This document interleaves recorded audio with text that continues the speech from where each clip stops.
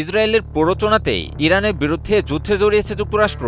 Iran কোনো পারমাণবিক অস্ত্র তৈরি করছে না, ইরানের পরমাণু অস্ত্র তৈরি করা নিয়ে মিথ্যা বয়ান বানানো হয়েছিল, এরকম একের পর এক চাঞ্চল্যকর তথ্য বেরিয়ে আসছে বিভিন্ন আন্তর্জাতিক গণমাধ্যমে, যা কিনা বিশ্বের সামনে যুক্তরাষ্ট্র ও ইসরায়েলের মুখোশ উন্মোচিত করছে। মধ্যপ্রাচ্যে ইরানের বিরুদ্ধে সাম্প্রতিক যুদ্ধটি ছিল সাম্রাজ্যবাদী শক্তি যুক্তরাষ্ট্র ও ইসরায়েলের একটি চাপিয়ে দেওয়া অন্যায় যুদ্ধ।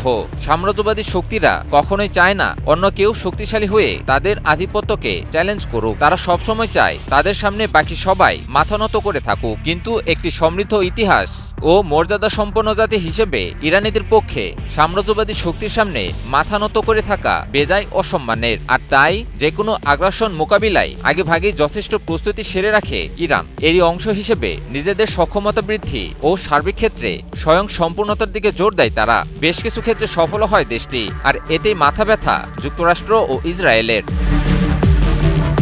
বিভিন্ন সময়ে জানা যায় ইরানের পারমাণবিক কার্যক্রম ছিল পুরোপুরি শান্তিপূর্ণ এবং কেবলমাত্র বাইরের হুমকি মোকাবিলায় দর কষাকষির মাধ্যম। কিন্তু ইরানের এই শান্তিপূর্ণ পারমাণবিক কার্যক্রমকে পুরোপুরি ভুল ব্যাখ্যার মাধ্যমে ইরানের উপর একটি অসম যুদ্ধ চাপিয়ে দেয় সাম্রাজ্যবাদী শক্তিরা। এবার ইরানের পরমাণু অস্ত্র বানানো নিয়ে সাবেক মার্কিন গোয়েন্দা প্রধানের গোপন তথ্যে চাঞ্চল্যের সৃষ্টি হয়েছে। যুক্তরাষ্ট্রের ন্যাশনাল কাউন্টার টেরোরিজম সেন্টারের সাবেক পরিচালক জো কেন্ট দাবি করেছেন, ইরানের বিরুদ্ধে যুদ্ধ শুরু করার আগে মার্কিন গোয়েন্দা সংস্থাগুলো ঐকমত্যে পৌঁছেছিল যে ইরান কোনো পারমাণবিক অস্ত্র তৈরি করছে না। সামাজিক যোগাযোগ মাধ্যম এক্সে দেওয়া এক পোস্টে এই বিস্ফোরক মন্তব্য করেন কেন্ট। পরবর্তীতে ফক্স নিউজের এক প্রতিবেদনে পুরো বিষয়টি তুলে ধরা হয়।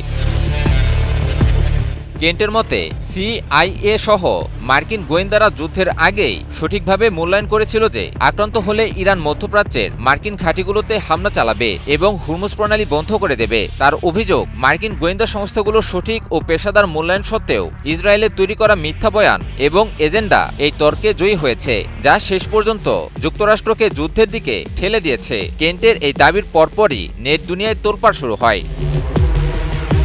তবে জো কেন্টের এসব দাবিকে মিথ্যা বলে উড়িয়ে দিয়েছে হোয়াইট হাউস। হোয়াইট হাউসের মুখপাত্র ডেভিস ইঙ্গল ফক্স নিউজকে দেওয়া এক বিবৃতিতে বলেছেন, কেন্টের দাবিগুলো সম্পূর্ণ ভিত্তিহীন এবং অবমাননাকর।